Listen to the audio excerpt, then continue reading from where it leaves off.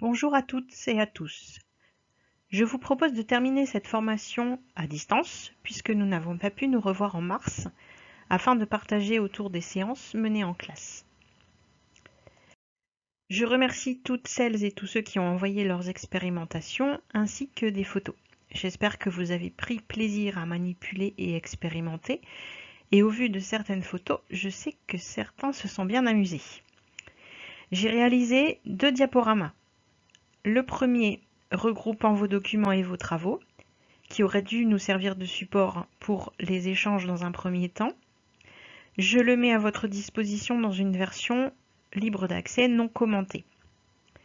Ce présent diaporama, intitulé La mesure de la masse au cycle 1, 2 et 3, est commenté intégralement. J'ai extrait quelques remarques et photos de vos travaux, puisque j'ai souhaité ici regrouper notamment les conseils et astuces que vous avez exprimés dans vos comptes rendus et les intégrer à cette progression que nous vous proposons ici. L'objet de ce diaporama est de balayer la notion de mesure, et plus particulièrement la mesure de masse, du cycle 1 au cycle 3. Nous allons nous attarder sur le cycle 1, mais nous pensons que c'est important d'avoir une vue d'ensemble sur les notions auxquelles vous préparez les élèves et qui seront abordées au cycle 2 et au cycle 3. D'autant si vous construisez des progressions avec les collègues des autres cycles. Nous allons commencer par un peu de vocabulaire et revoir la différence entre la masse et le poids. On retrouve cette notion dans les documents d'accompagnement des programmes. L'utilisation du mot poids par les élèves pourra être acceptée sans être corrigée. En effet, on utilise dans le langage courant indifféremment les termes poids et masse, alors que ce sont deux notions scientifiques différentes. Donc on ne reprend pas les élèves quant à l'utilisation du mot poids, mais en tant qu'enseignant, nous nous devons d'utiliser le mot masse qui est correct, ici dans notre contexte. Voici une image pour illustrer le concept de masse. La masse est la quantité de matière dans un corps. Si je prends une balance de Roberval sur Terre et que je pèse un astronaute, je mettrai dans le plateau en face de lui 90 kg de masse marquée.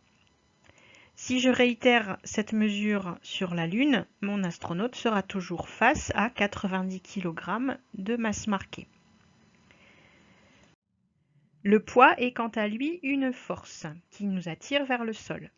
Il est représenté ici par une flèche.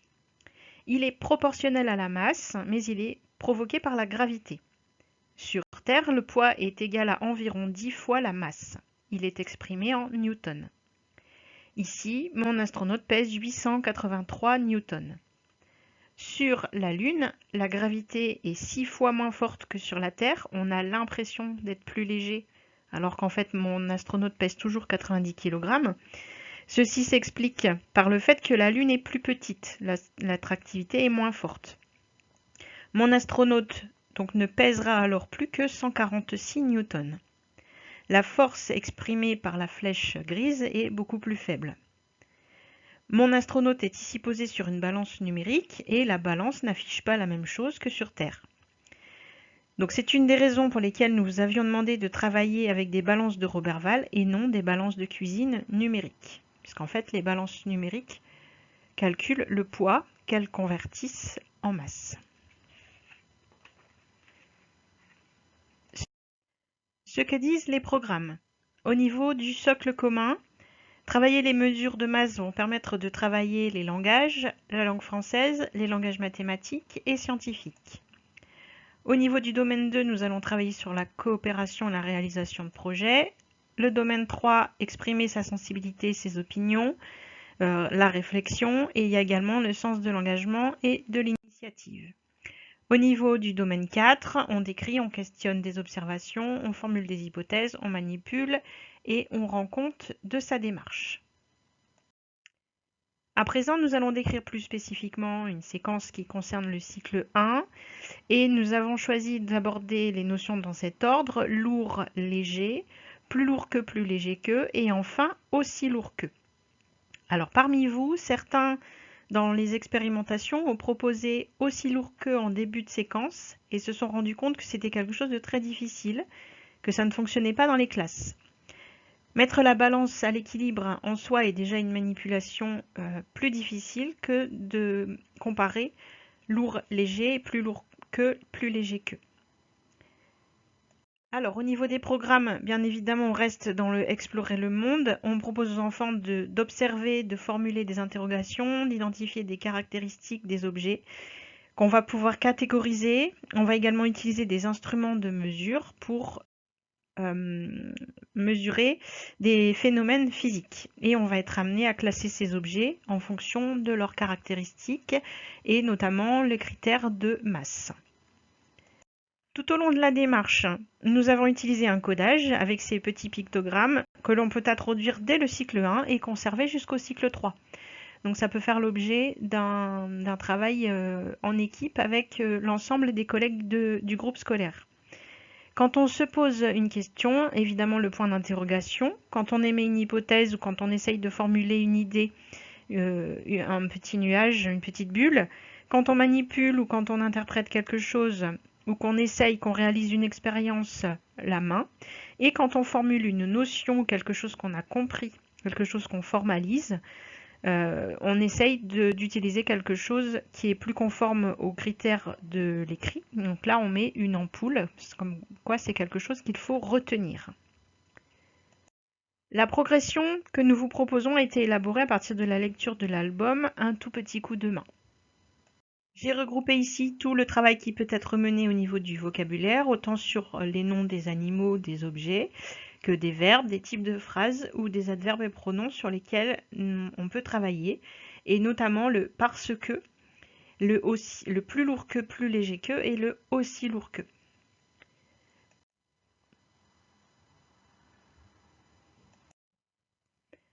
On commence la lecture et au début du livre, l'éléphant et la souris ne parviennent pas à jouer ensemble. Même si la souris s'arc-boute sur la planche et appuie de toutes ses forces, la planche ne bascule pas. La première question que l'on peut se poser avec les enfants, c'est donc pourquoi l'éléphant et la souris n'arrivent pas à faire de la balançoire ensemble. Les idées qui vont sortir généralement, c'est que l'éléphant est gros ou grand, la souris est petite ou toute petite. On va essayer d'orienter les enfants vers le fait que l'éléphant est lourd et la souris légère. Concernant le mot léger, plus vous allez avoir des tout petits et des petits, et plus ce sera difficile de faire émerger ce terme-là. On peut alors le donner. C'est un terme qu'on va devoir répéter afin qu'il soit utilisé par les enfants. On peut tout à fait à ce niveau-là proposer l'objet de la classe qui ressemble à la bascule du terrain de jeu ou de la cour de récréation ou de la bascule de éléphant et souris, qui est la balance de Roberval. Et après avoir observé un peu comment elle fonctionnait, on peut essayer de matérialiser la souris et l'éléphant avec une grosse balle et une petite balle en collant l'image de l'éléphant et de la souris sur chacune des balles. On s'aperçoit alors là que la grosse balle qui est l'éléphant est en bas et la souris sur la petite balle est en haut. Là, on retravaille évidemment le vocabulaire avec le mot léger surtout et les deux animaux qui n'arrivent pas à faire de la balançoire. Donc, éléphant et souris n'arrivent pas à faire de la balançoire car éléphant est lourd et souris est légère. La balance penche du côté du plus lourd. On peut s'éloigner un tout petit peu de l'album et proposer des séries d'objets et demander aux enfants de classer les objets lourds et les objets légers dans deux boîtes. Une boîte éléphant pour les objets lourds, une boîte souris pour les objets légers. On peut commencer sans toucher les objets. Donc à ce moment-là, le maître ou la maîtresse déplace les objets selon ce que disent les enfants. Et ensuite, on peut essayer de vérifier à la main un objet à la fois, puis deux objets, un objet dans chaque main. On peut proposer de fermer les yeux pour ne pas être influencé par la taille des objets ou leur matière. Et on essaye donc d'arriver à ce type de classement. Il y a des objets qui sont lourds et des objets qui sont légers. Un objet lourd peut être petit ou grand et un objet léger peut être petit ou grand.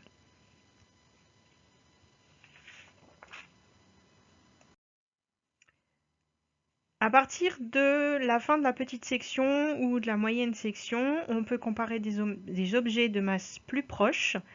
Justement, on va avoir du mal à déterminer à la main lequel des deux est plus lourd que l'autre. Et on peut essayer de trouver des objets qui sont de masse très très proches et pas forcément de la même matière. Parce que vous avez peut-être pu observer que la matière influence la perception que l'on a de l'objet. Dans cet exemple, on a un caillou et une masse marquée en métal qui ont des masses très proches et il est très difficile de déterminer lequel des deux objets est le plus lourd. Souvent, le froid de la masse marquée qui est en métal nous induit en erreur. On a l'impression que c'est elle qui est plus lourde, alors qu'en vérifiant avec la balance, vous voyez que la masse marquée est en haut et elle est donc plus légère. En situation, voilà, donc la conclusion, le caillou est en bas. En situation de réinvestissement, on peut proposer de peser plus que 2 objets. Donc déjà 3, ce sera déjà pas mal. On peut proposer ça en atelier sur le temps d'accueil ou en décloisonnement, puisque les enfants connaissent déjà les termes, la manipulation de la balance. Donc on propose des couples d'objets différents chaque jour ou à chaque atelier. Et puis on essaye d'introduire un troisième objet. Donc c'est difficile, hein. On essaye d'arriver à cette formulation. L'objet le plus lourd est celui qui est toujours en bas. L'objet le plus léger est celui qui est toujours en haut. Et également bien insister sur le fait que l'objet le plus lourd n'est pas forcément celui qui est le plus gros. Donc pour les aider, on propose là, pour aller plus vite, de préparer des fiches avec les dessins des balances déjà qui penchent et les images des objets que les enfants ont juste à coller au bon endroit sur les balances. En grande section, on va poursuivre avec aussi lourd que. Et là, pourquoi l'éléphant arrive à faire de la balançoire avec tous les animaux alors qu'il n'y arrivait pas avec la souris toute seule? Immanquablement, vous allez avoir la réponse, c'est grâce au coléoptère. Alors le coléoptère, il est tout petit, mais c'est quand celui-là arrive que la balance se met en mouvement. On peut avoir aussi son nombreux, ou ils appuient fort, qui revient. Ici, on va commencer à pouvoir introduire la notion d'étalon arbitraire, et on va proposer donc un objet qui va faire l'éléphant, et des objets qui vont faire les animaux. Ici, nous avons mis des duplos face aux gros objets qui représentent l'éléphant. Et ici, la conclusion, c'est que pour que l'éléphant et la souris arrivent à faire de la balançoire ensemble, il faut mettre d'autres animaux du côté de souris. Et souris et les autres animaux sont aussi lourds qu'éléphants.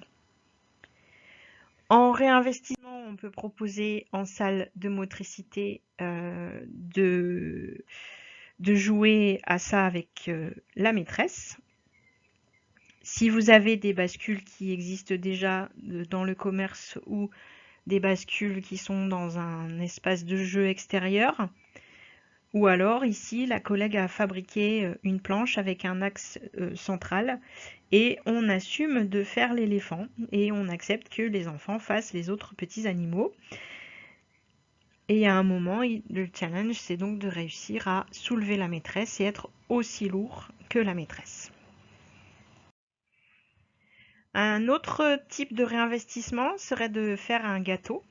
Donc là, on ne parle pas des unités légales de masse. On prépare à l'avance des boîtes qui font la masse des ingrédients dont on a besoin pour la recette.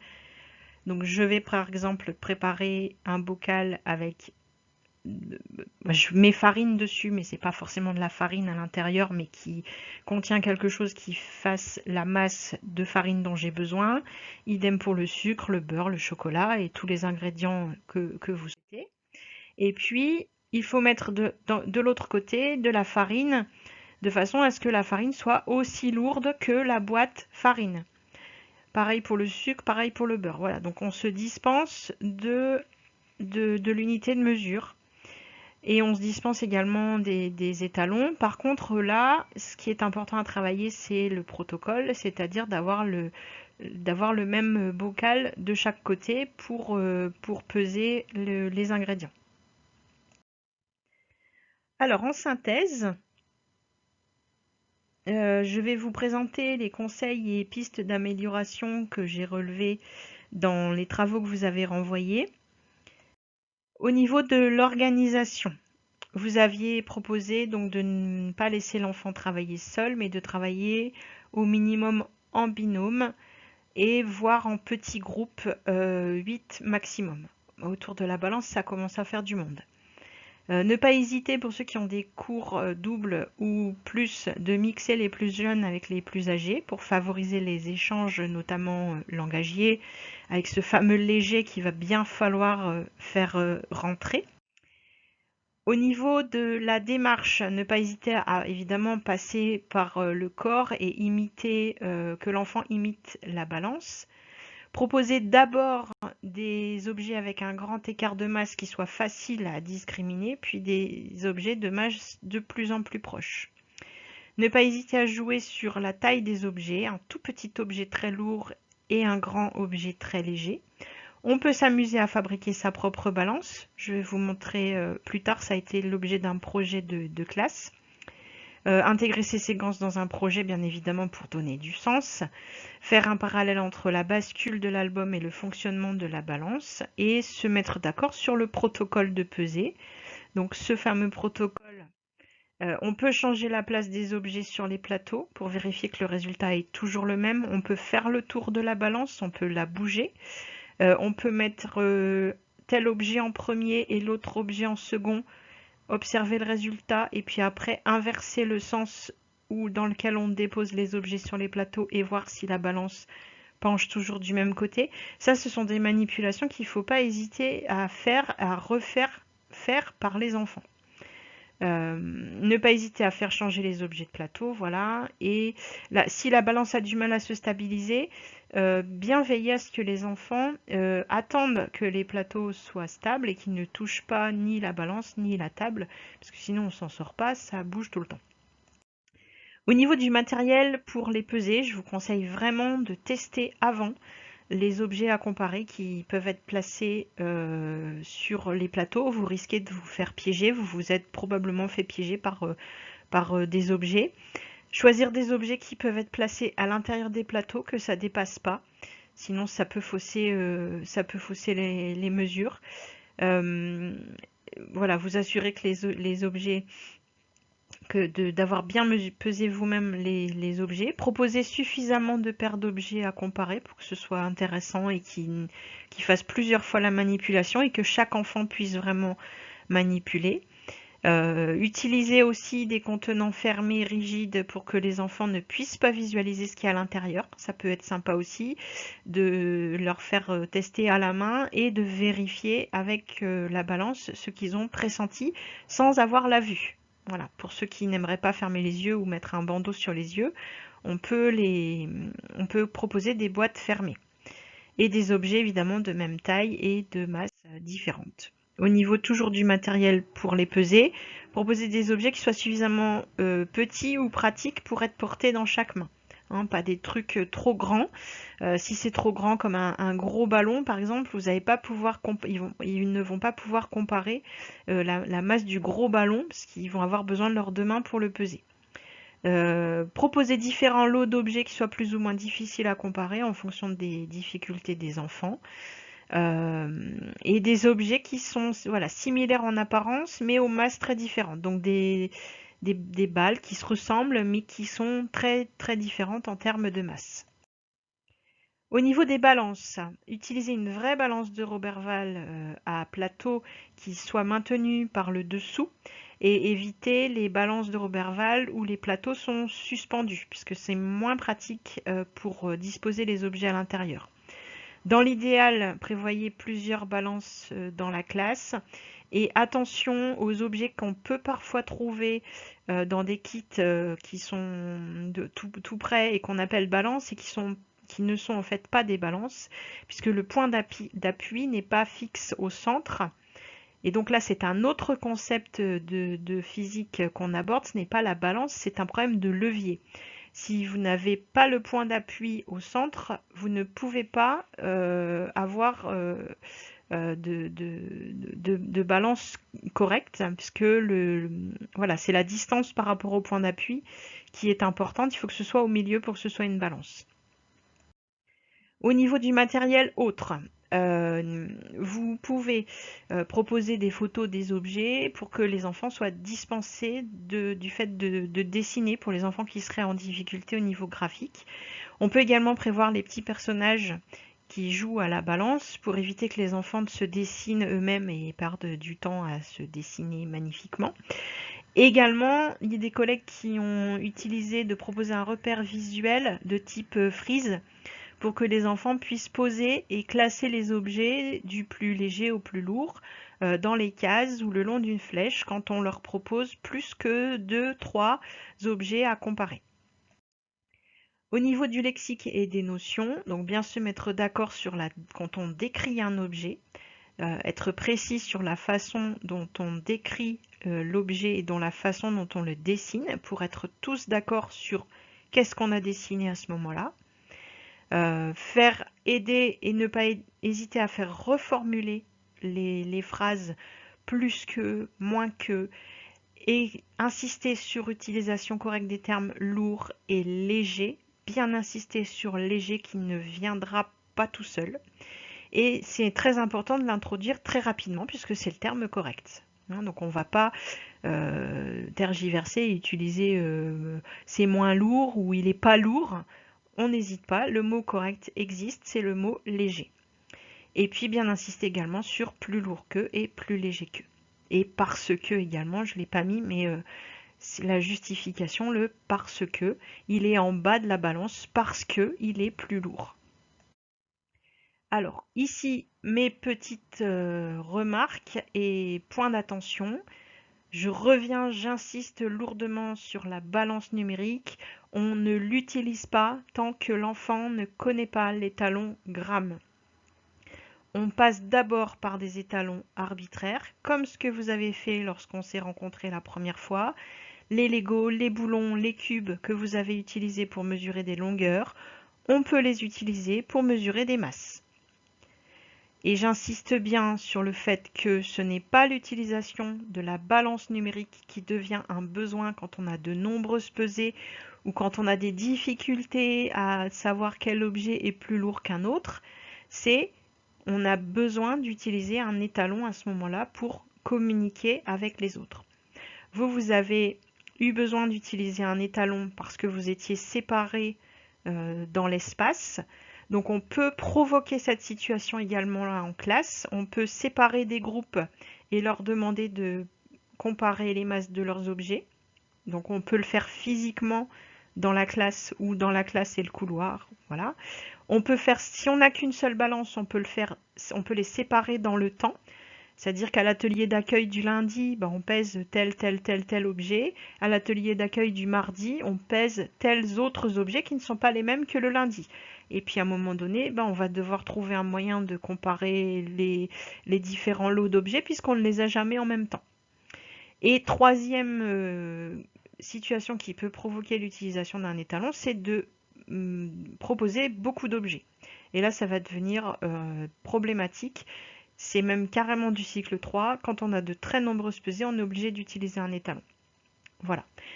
Donc, je reprends la progression du cycle 1, c'est d'abord lourd, léger. On introduit le mot léger, on le donne s'il ne vient pas. On l'introduit très vite.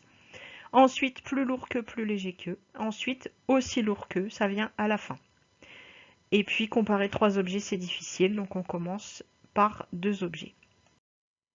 Au niveau du cycle 2, ce qu'on va vous proposer ici peut être également proposé au cycle 3 si les concepts n'ont pas été travaillés précédemment au cycle 2. Donc on intitule la séance la masse et les unités de masse, puisque là on va introduire ce que c'est que le gramme. Dans les programmes, donc là on se trouve en grandeur et mesure en mathématiques, la masse, les unités usuelles qui sont progressivement introduite et l'utilisation d'instruments de mesure simples. Pourquoi travailler sur la mesure des masses avec une balance Roberval? On en a déjà parlé. Il y a également eu d'autres travaux, dont cette thèse de Dominique Passeleg, qui s'intitule Grandeur et mesure à l'école élémentaire, des activités de comparaison à la construction des concepts, le cas de la masse en CE1. Eh bien, elle s'est aperçue que dans les situations de comparaison, les enfants qui ont vécu de telles situations progressent davantage et sont plus nombreux à accéder à la conservation de la notion. Et l'introduction d'un étalon arbitraire joue un rôle important dans la construction du sens de la mesure. Donc c'est la même chose que ce que vous avez vécu à la première séance sur les longueurs. Et le travail à l'aide d'étalons arbitraires, ça construit le sens de la mesure. En première séance, on propose l'utilisation de la balance et on met en évidence les limites des sens et l'obligation de passer par l'instrument pour comparer des objets de masse proche. Comment faire pour savoir si deux objets ont la même masse? La situation de départ, c'est à la cuisine, on fait un 4/4. On distribue différentes paires d'objets par groupe.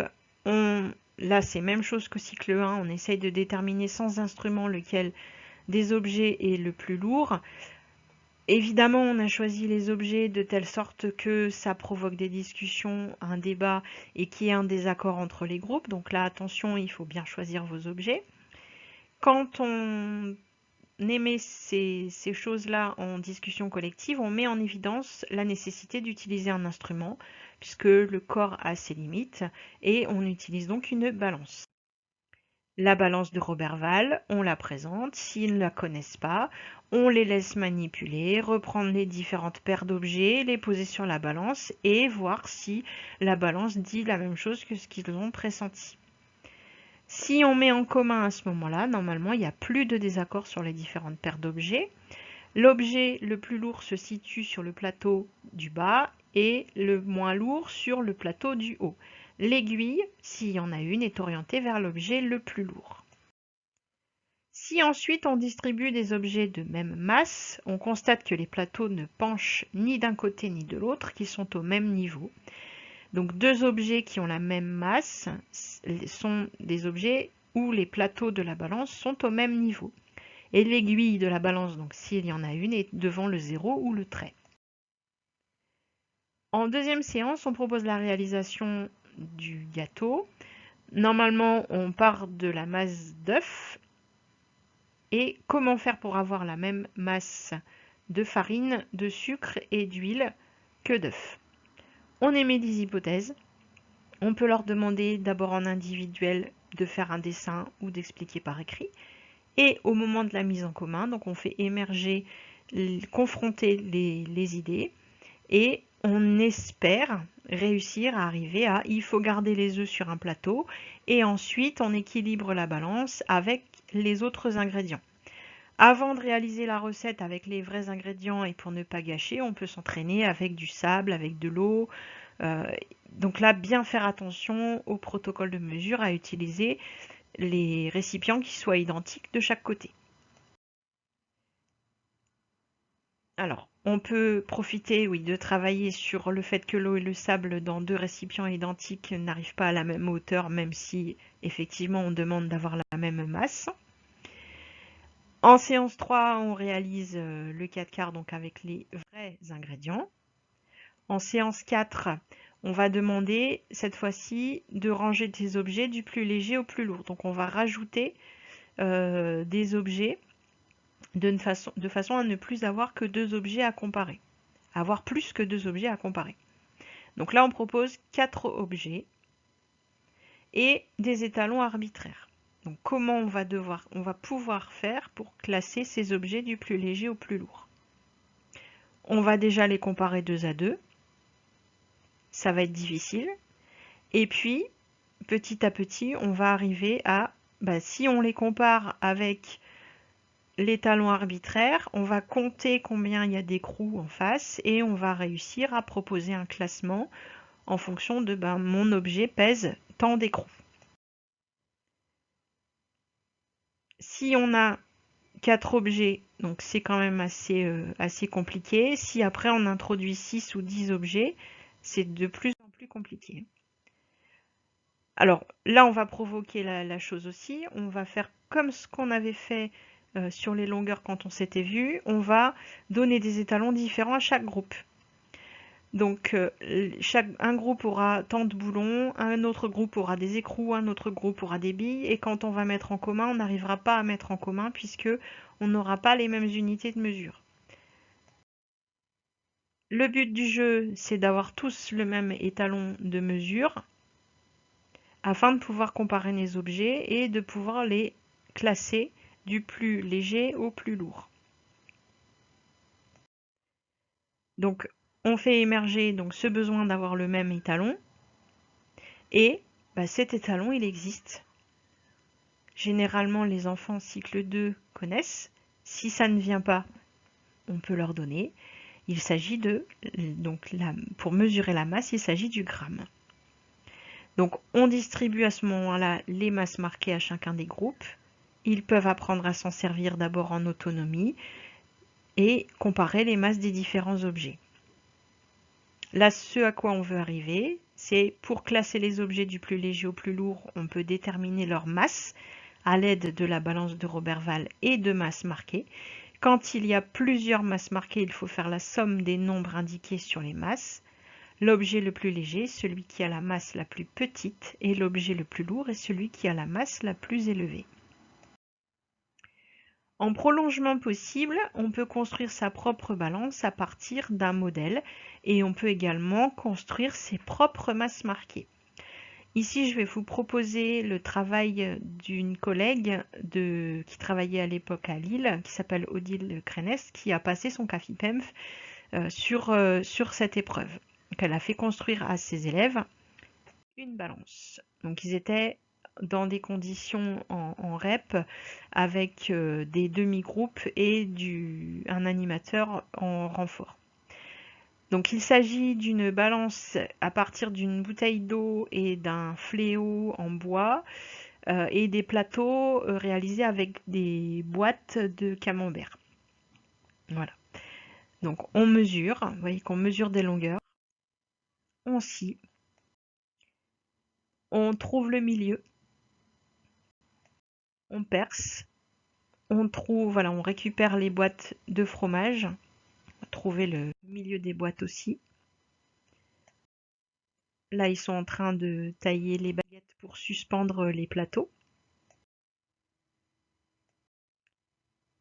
On place correctement les crochets. On reporte la distance. Alors là, calculer le milieu quand on ne connaît pas les décimaux. Percer. Fixer les bandelettes aux baguettes. Percer le fléau et visser le fléau à la bouteille d'eau. La bouteille qui doit être remplie pour pouvoir être stable. Voilà la balance réalisée par ces élèves. En deuxième partie, ils ont également réalisé des masses marquées avec des petites boîtes de type Kinder Surprise qu'ils ont remplies avec du sable pour que chaque élève puisse repartir soit avec la balance, soit avec le jeu de masses marquées. En réinvestissement, ou alors une autre entrée dans la notion qui est possible, c'est de travailler à partir des changements d'état de l'eau et de comparer et mesurer la température, le volume, la masse de l'eau à l'état liquide et à l'état solide. Donc là, on rejoint également le programme de sciences avec la reconnaissance des états de l'eau et leurs manifestations et la mise en œuvre d'expériences simples impliquant l'eau. Voilà, donc on peut déposer une bouteille d'eau avec le niveau marqué dans le congélateur, on la récupère le lendemain et on voit que la glace est plus haute que l'eau. Qu'est-ce qui change lorsque l'eau à l'état liquide devient à l'état solide? On travaille sur le volume, donc on a observé que le volume augmente. Est-ce que la masse augmente quand l'eau passe à l'état solide? Ici, on conclut. Donc, quand l'eau à l'état liquide devient à l'état solide, le volume augmente, mais la masse reste la même. Enfin, au cycle 3, on va pouvoir continuer ce travail sur la masse et les unités de masse et approfondir sur la densité. C'est quelque chose qui sera poursuivi au collège. Donc c'est également dans les programmes les états de la matière, les unités de volume et les unités de masse, et vous voyez qu'on retrouve le terme de densité.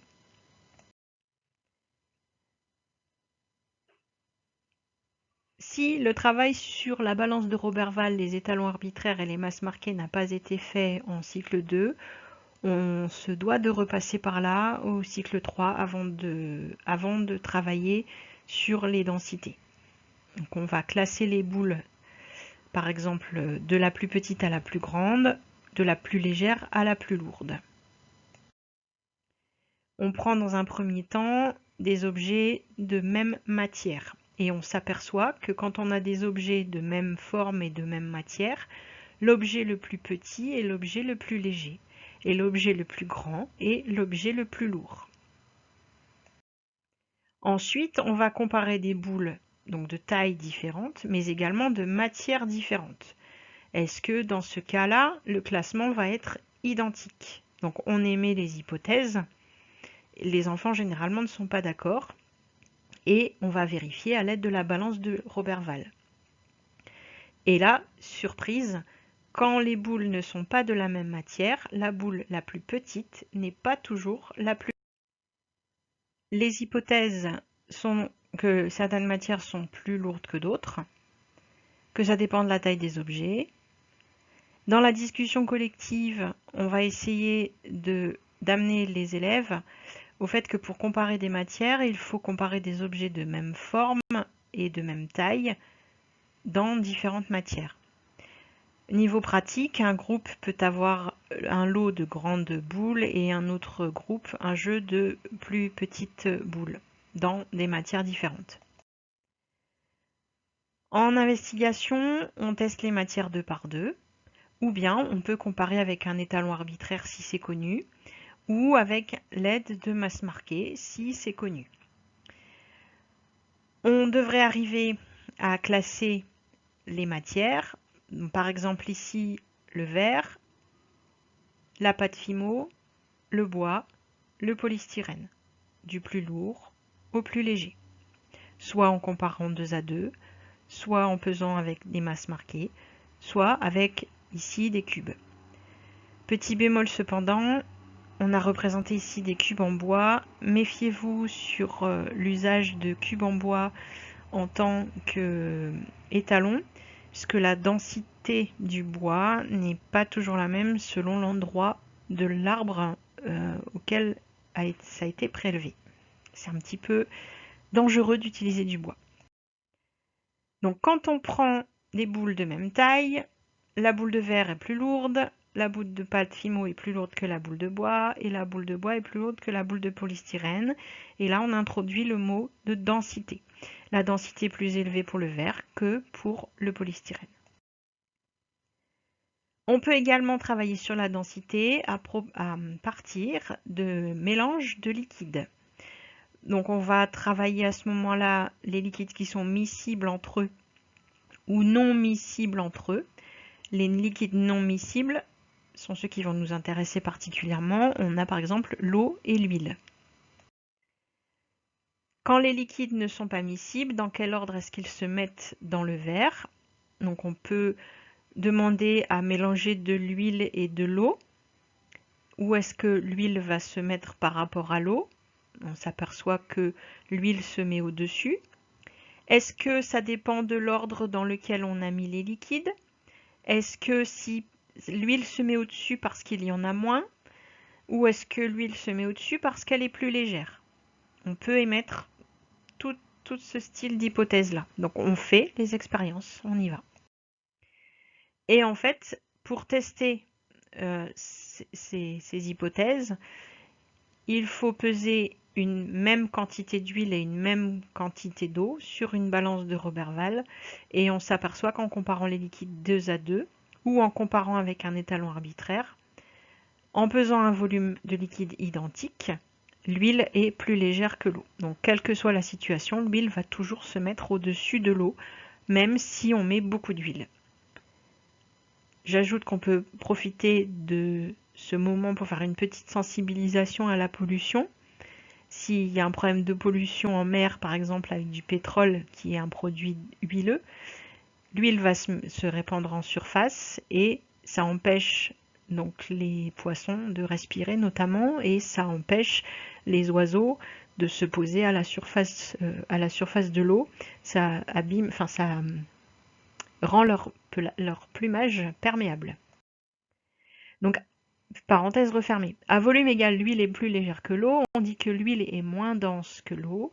Et quand on met dans un verre des liquides non miscibles tels que l'eau et l'huile, celui qui est dans le fond est le plus dense et celui qui est au-dessus est le moins dense. Petite expérience qui peut être amusante. On peut s'amuser à préparer des cocktails et demander aux élèves d'essayer de les reproduire à partir du matériel qu'ils ont à leur disposition pour faire différentes couches dans leur verre. Voilà, les liquides sont placés dans le verre du plus lourd au plus léger et à volume égal, le plus dense au... Ce diaporama est terminé. J'espère que vous allez pouvoir exploiter tout ce dont on a parlé ici et lors de la séance précédente. Voilà, je vous souhaite de bien vous amuser à faire des sciences avec vos élèves. Je vous remercie, à bientôt, au revoir.